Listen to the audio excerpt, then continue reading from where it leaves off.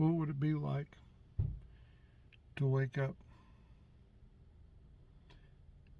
and find that you didn't have a voice and that you never would again?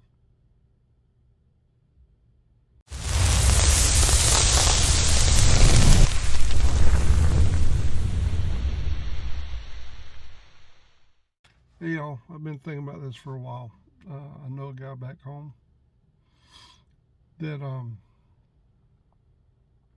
couple of weeks ago he went to see an oncologist and found that he had throat cancer. It presented at stage 4, so it had been there for a while.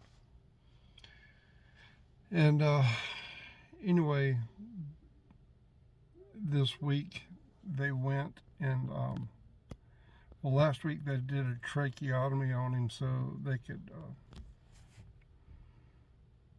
do a biopsy on him.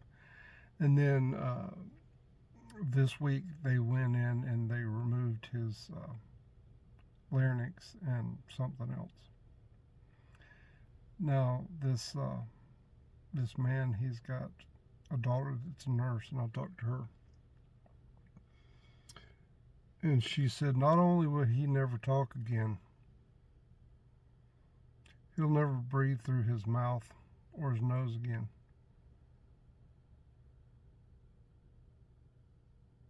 That would be devastating. I mean, the never talking again, that's one thing. But to never smell a rose,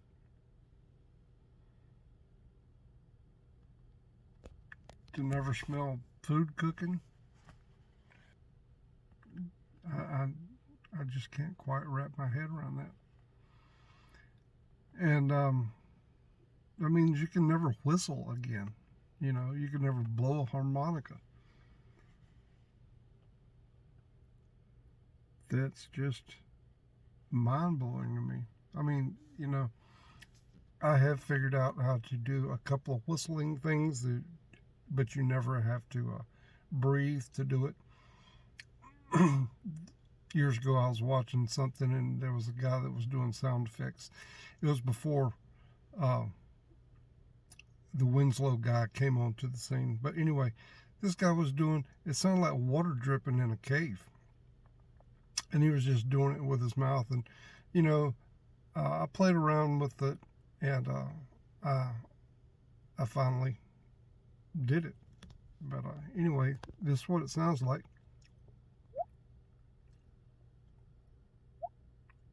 Anyway, you get the idea. And all you're doing is just taking the air in your mouth and forcing it out through your between your lips, and you move your tongue to, you know, just get it to make the noise. But anyway, back to the no talking thing ever again. Everybody likes the sound of their own voice. If they didn't, you know, people wouldn't say anything, but they do. I mean, I like mine. There are people that I know that really like the sound of their own voice because they never shut up.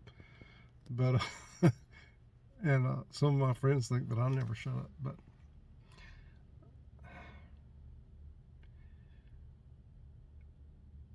even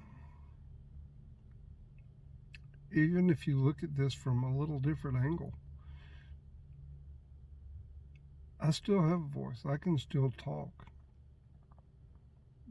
But am I actually saying anything? I mean, I know people that talk all the time, never say a word. I mean, they just don't have anything to say. What should we be talking about? You should be talking about things that are important to you.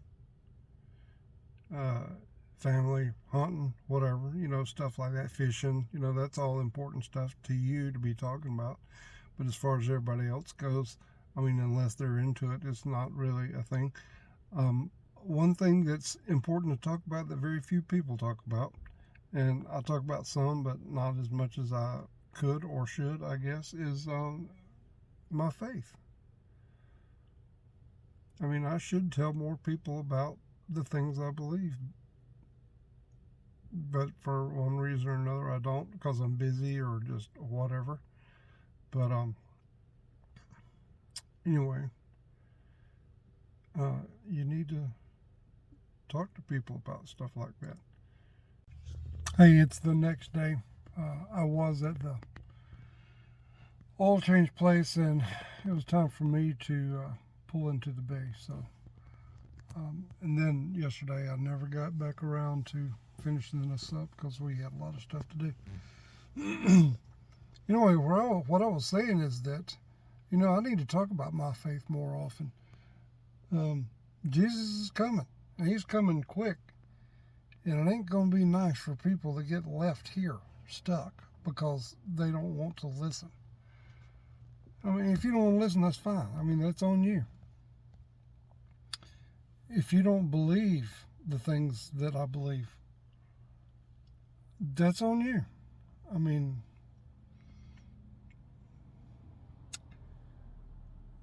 if you think that Christianity is a bunch of hooah,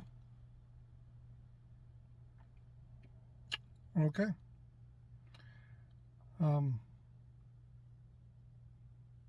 What if it's not? I don't even know how to get people to stop and look and realize the things that they're in their lives, the things that they lie about. I mean, we all lie. Every one of us lies. If you think you don't lie, you're lying to yourself. And we lie to ourselves more than we lie to anybody else. Going back to yesterday, I was talking about my faith and how I need to talk more about it. There are Christians that get out and preach on the street corner. There are Christians that get out and go into the underpasses and stuff with the homeless people. And if you're called to do that stuff, that is great. That is wonderful. I think a lot of us should help the people that are called to do that. But the people that we are called to minister to are generally the people that we have the most contact with. One of my daughters, she's a hairdresser, so she talks to her clients a lot. And I really should be bringing up stuff more with the clientele that I have. But I would say that most of my clientele is never in the places I am when I'm working.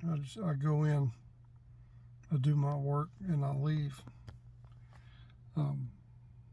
Sometimes people are there.